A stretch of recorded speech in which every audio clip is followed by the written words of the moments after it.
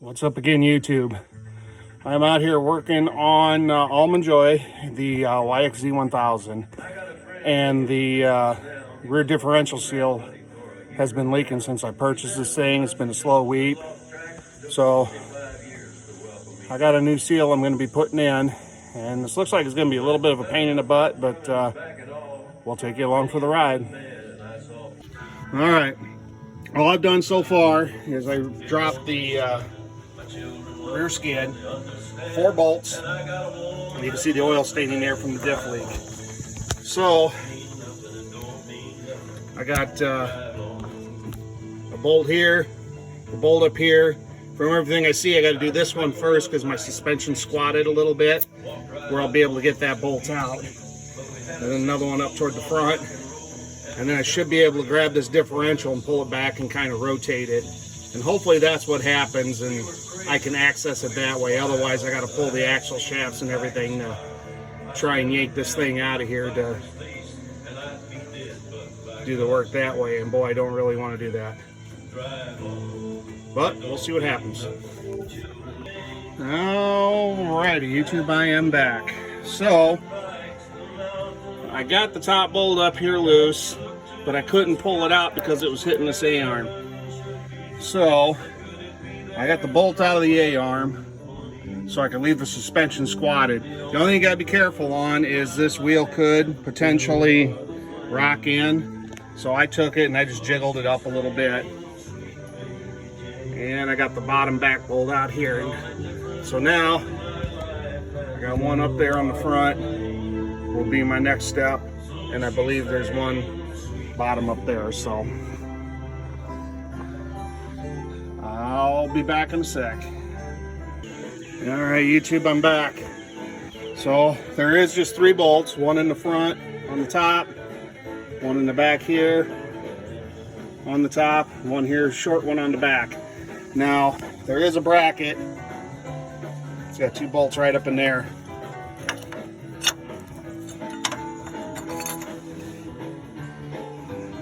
There's that bracket. But it is loose.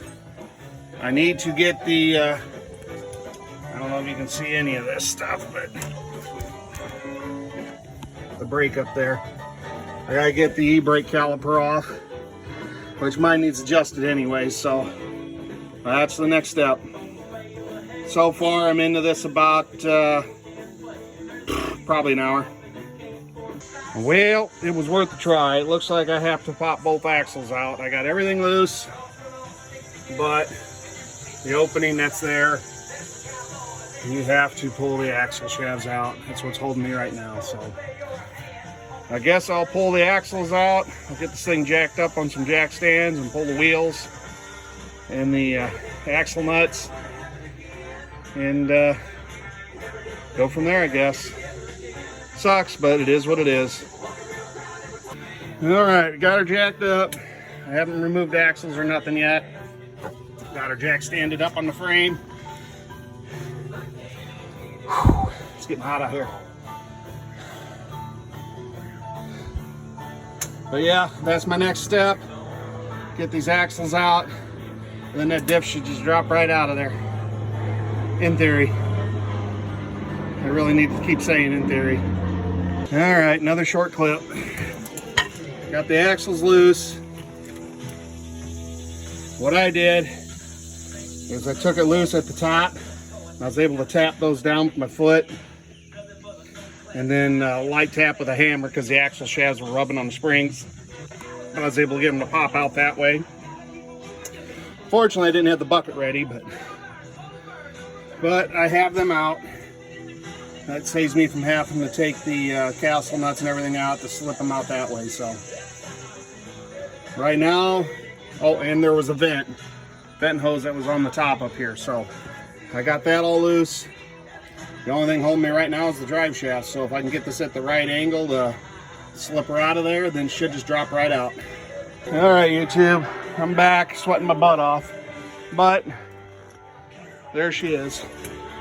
What I ended up having to do is I took a ratchet strap, looped it a couple times around the end of the drive shaft there, took it up under the skid plate, all the way under.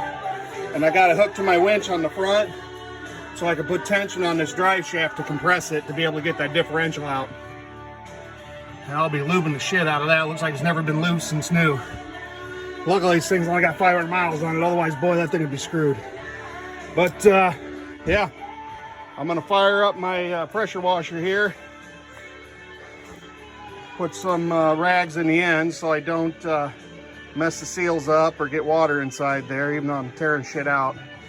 Get a lot of this grease and oil off of it, and then from there, I'll start tearing into it. All right. Pressure washed her off. I didn't go crazy. I just wanted to get her cleaned up a bit, got the rags pulled out. Now I'm working on this front hub. Trick you can do is take a large Allen wrench, take it through there to lock this in place, because otherwise this will free spin, and then get these bolts off. Okay, to get the hub off, yeah, I was taking the rotor loose, but you pack in here. Mine was packed full of crap, but 22 millimeter on the end. All right, I'm back once again. I had to take a break for a little bit to go get parts. I had to get some bolts for my 3-jaw puller. I got some 1/4 inch by 3 inch bolts with some nuts and some fender washers, and that popped that differential right off, or the yoke right off the differential. So this is what I got at this point. So now I'll take a screwdriver and pop that seal out, and we'll get the new one put in. All right, back again. Here's the seal I took out, and that would have been sitting in there like that. So what I always do is I take a flathead screwdriver, catch the edge, and I pound it in to create an invert, and then I can take the screwdriver and pop it right out of there. So that one's junk. There's the new one installed.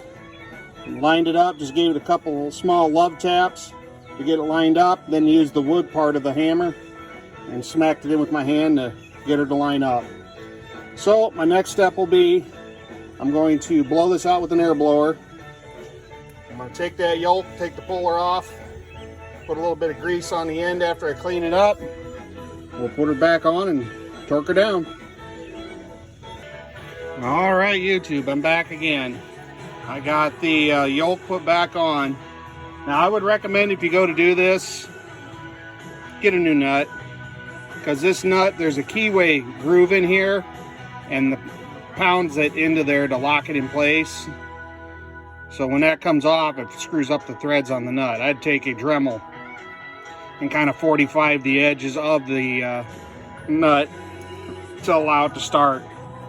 I just don't have any Yamaha dealers anywhere nearby that would have something like that. So anyways, that's on, it's in, it's dimpled. Now I'll end up putting the brake rotor back on, and once that's done, I am ready to lift this back in the unit.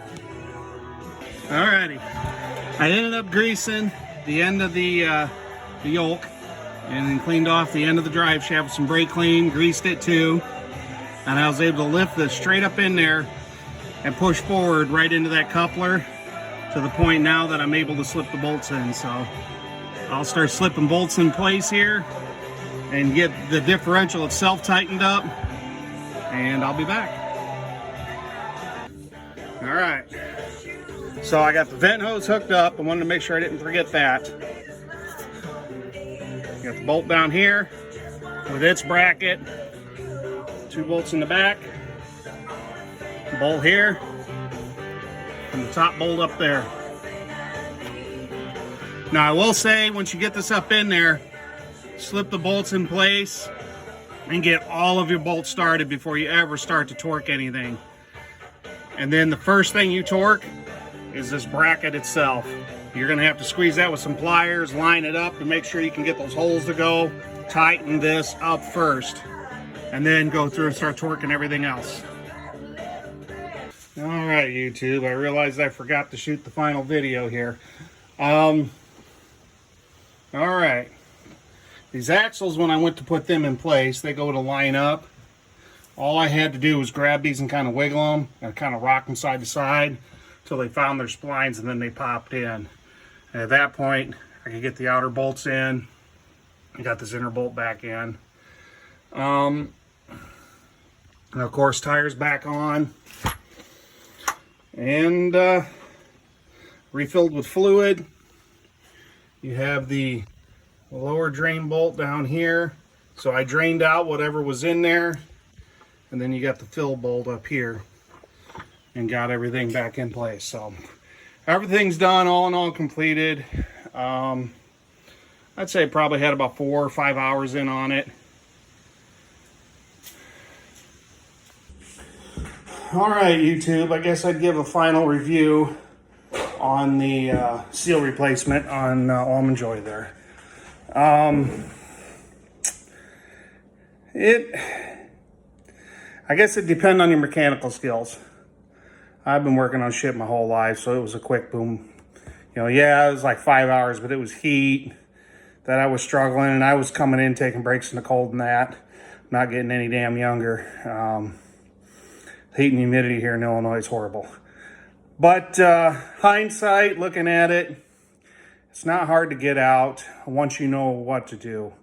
I was thankful for watching a few other YouTube videos of people working on differentials. So I would say right off the bat, I would go ahead and pull the axle shafts. I would do it the way I did it and not like pulling the spindles and messing with wheel bearings and all, unless you got to replace your wheel bearings. But if you just take that upper bolt loose on those A-arms, those wheels will spin down and allow those axle shafts to pop out of that differential. That didn't take much time at all. Actually, the assembly of putting everything back in, maybe an hour. It didn't take me very long at all. Yeah, just hopefully it works. I mean, it does kind of stink the way you got to do it. But definitely, you're going to have to ratchet strap that drive shaft. So I looped the strap around twice and did like a figure 8 through the hook, if you look at the video. Instead of using the hook itself, I used the eye of the hook. And then I was able to just feed it through the skid plate and then hook to my winch and just give it a couple cranks to hold it to where it was stiff. But I wasn't like giving it the old moose fuckings, eh? As the Canadians would say. Just doing that held the tension. And at that point, that thing just dropped right out of there and you could get to where you could work on it. And then putting it back in was the same way. It simply just lifted right up into there. I was able to start those bolts, pop that strap, and everything just went right back into place. So I would say going forward, you could probably cut some of the time off, not only if you had a cooler shop than I had, but just jacking that thing up and popping those axles, and then you do those few bolts, pull forward on that drive shaft, and pull that e-brake off, and I think it should essentially fall out of there, which makes more sense being they say they want you to service that joint back there like every 500 miles to re-grease that sucker. Yamaha, come on, you can do better than that. You can figure out something where it's a greasable fitting. Polaris does it. Can-Am does it. They use a regular U-joint. And it's greasable. You don't have to tear shit apart. Everybody's got the quirks. I don't want to feel like I'm ragging on Yamaha. But for a machine that's only got 540 miles on it now, I've had a few problems out of it, which you could say was the previous owner on some of it, but a lot of it, like that radiator, that's just a piss poor design. Everybody was relocating them to the back, and then Yamaha finally realized a couple years later, maybe we should do that. So, anyways, not to be on a rant, because I do still like the YXZ. But, you know what? It's still hard to beat the old tank, the Razor 800. I mean, that's like the Sherman. I mean, I don't have to have a Tiger tank to run around in when the old Sherman's so damn trusty that I think there could be a nuclear war and that sucker would still run. But anyways, I'm rambling on stupid stuff. So yes, pull axles after you get her up in the air. You're going to drop that rear skid plate. You don't have to drop the other skid plates, just that rear one, unless you're going to pull the entire drive shaft out of there to lube up the other end too. I didn't. Probably should have, but I'll be doing a transmission service on it, and I may mess with it at that point. Oh, excuse me. I may go ahead and put some tension on it and then try and pop it out of there then. So we'll see. Yeah. Keep riding. Enjoy the great outdoors, because tomorrow's never guaranteed, people. You know, I'm older. I'm not old, but I'm older, but you never know. Get out, enjoy life, enjoy the wilderness, get out in these great outdoors and find your inner peace, because you can work your entire life away and all of a sudden there's nothing, except you leaving a bunch of money for people to party on after you're gone. How would you feel from having watching everybody pissing away everything your hard-earned life you worked for to try and get ahead, and meant nothing when you're the one that busted your ass? You go enjoy it. Don't get me wrong, I'll leave something for my kids and my grandkids, but I'm gonna enjoy life too. I've worked pretty hard my whole life, and I'm gonna enjoy it. There's your motivational speech for the day, I guess. All right, Quadzilla out.